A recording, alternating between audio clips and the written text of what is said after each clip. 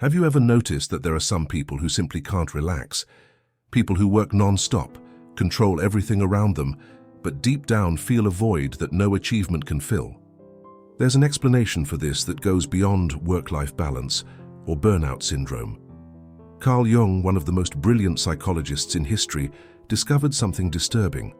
Most adults are living with a part of themselves frozen in time. An inner child that was never cared for, never listened to, and that now screams through every broken relationship, every addiction, every self-destructive pattern you often repeat without understanding why.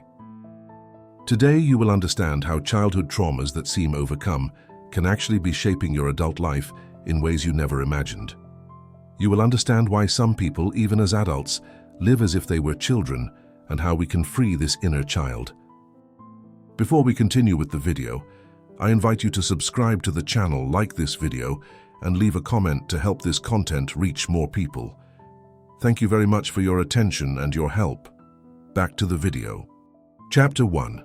The Child Who Never Could Be a Child. The story I'm going to tell you is about a woman named Sarah. At 35, she had everything people call success: a solid career as a lawyer, her own apartment, financial independence. But she had a problem no one saw. She couldn't relax, literally. Vacations were torture. Weekends without work created anxiety. And relationships? They all ended the same way. She suffocated people with control or withdrew before any real intimacy could happen. Friends said, "Sarah, you need to slow down." Therapists said, "You're sabotaging yourself."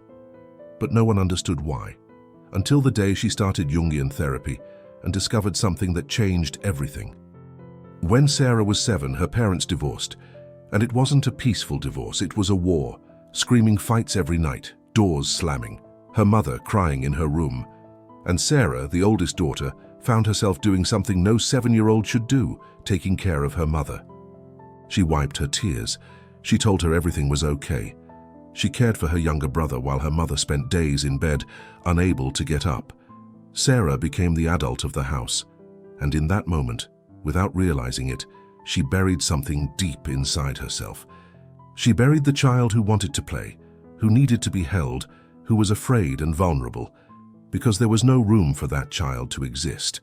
The family's survival depended on Sarah being strong. Chapter 2. The Inner Child Archetype. Carl Jung devoted decades to studying what he called archetypes, universal patterns that exist in the unconscious of all human beings. And one of the most powerful archetypes is that of the inner child. For Jung, the inner child isn't a cute self-help metaphor.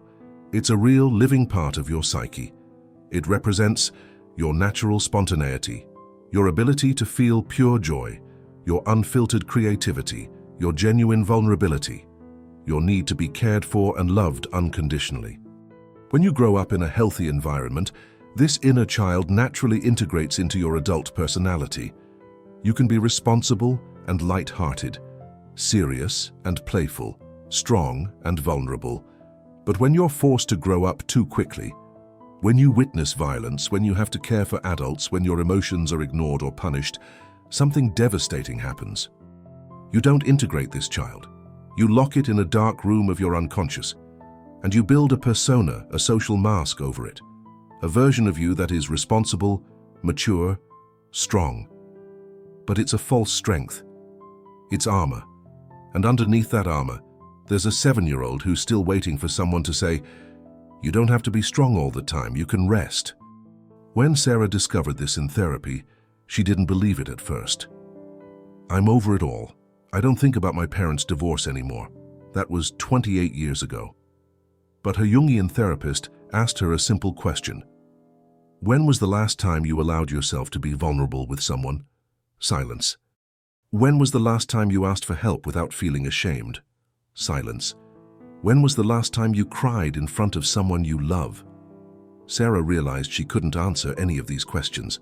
She had built her entire life on never ever needing anyone, because when she was 7 years old and needed someone, no one was available. That 7-year-old girl learned a terrible lesson. If you show weakness, you will be abandoned. If you ask for help, you will be disappointed. You are only lovable when you are strong. And that lesson, engraved in the unconscious, was guiding every decision made by adult Sarah. A Jungian psychologist with 25 years of clinical practice explains, when a child is exposed to trauma or emotional neglect, the natural development of the psyche is interrupted. The inner child becomes frozen at the age of the trauma, and the adult develops what we call a false self, a personality built for survival, not authenticity. Chapter 3. The Lost Child and Its Symptoms. Sarah began to notice patterns. Every time a relationship got too intimate, she found a reason to end it. He's immature. He's too dependent. It's just not going to work. But the real truth? Intimacy meant vulnerability, and vulnerability meant the risk of being abandoned again. Better to end it before being abandoned. Better to be alone and in control than vulnerable and hurt. At work, she was the first to arrive and the last to leave. Not because she loved her job, but because stopping meant being alone with her thoughts. And her thoughts were too noisy. Weekends were the worst. No meetings, no deadlines, no emergencies to deal with. Just her and the silence. And in that silence, something inside her screamed, an anguish she couldn't quite place. Jung called this the return of the repressed.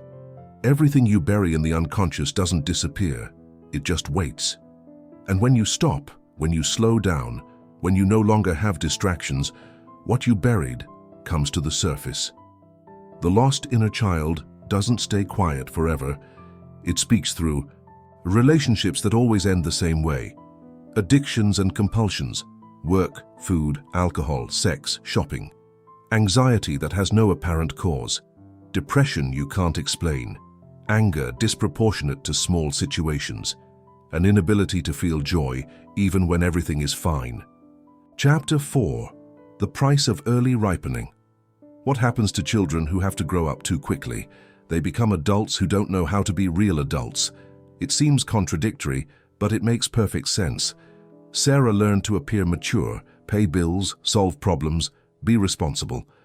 But she never learned the subtle aspects of emotional maturity. How to trust someone. How to ask for help without feeling weak. How to receive love without feeling like you have to earn it through performance.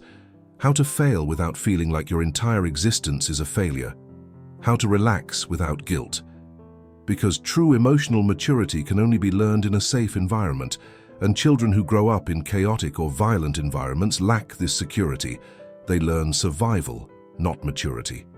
Jung said that true maturity isn't about leaving your inner child behind. It's about integrating it. It's about allowing that spontaneous, vulnerable, creative part of you to exist alongside your adult responsibility. But Sarah had done the opposite. She had locked that child in a cell and thrown away the key, and now at 35 she was paying the price. But here's what changes everything.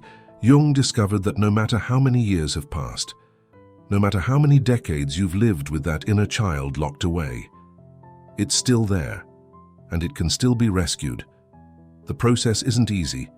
In fact, it's some of the most difficult psychological work there is, because it requires you to do something terrifying. You have to feel what that child felt. You have to return to that pain you've spent your entire life avoiding. Chapter 5. Rescuing the Inner Child. Sarah's therapist did something that seemed strange at first. He asked her to close her eyes and imagine 7-year-old Sarah, the girl in the midst of her parents' divorce, the girl who was wiping her mother's tears and pretending everything was fine. What do you want to say to her? Sarah couldn't speak for a few minutes. She just felt something rising in her chest, a pressure, an old pain she'd forgotten existed, and then the words came out. I'm sorry. I'm sorry for leaving you. She started crying. Not a controlled adult cry, a deep, gut-wrenching cry. The kind she never allowed herself to cry when she was 7 because she needed to be strong. The therapist said something Jung always emphasized: you can't heal what you don't feel, and you've spent 28 years avoiding feeling it.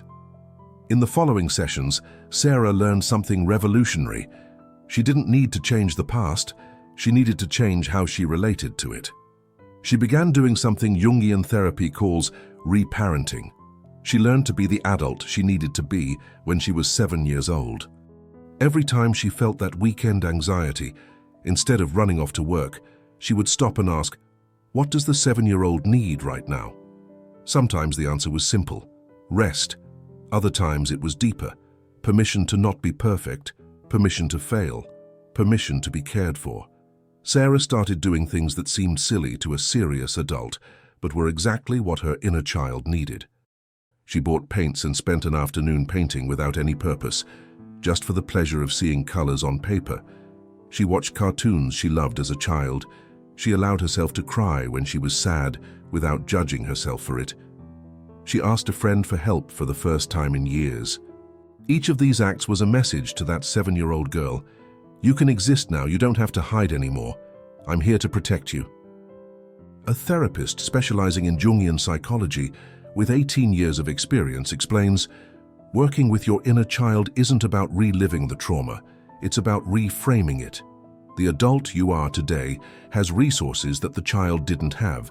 You can return to that moment not to change it, but to offer presence, understanding, and compassion to the part of you that got stuck there. Chapter 6. The Transformation. 6 months after starting this job, Sarah realized something fundamental had changed. She remained competent at her job, but she no longer needed to work 14-hour days to prove her worth. She entered a new relationship, and for the first time, when the person said, "I love you," she didn't run away. She didn't find fault. She didn't create a crisis to sabotage it. She said, "I love you too, and I'm scared." And she managed to stay with that fear without having to destroy everything because of it. Her friends commented that she looked different, lighter, less tense. One of them said, "You look more like yourself."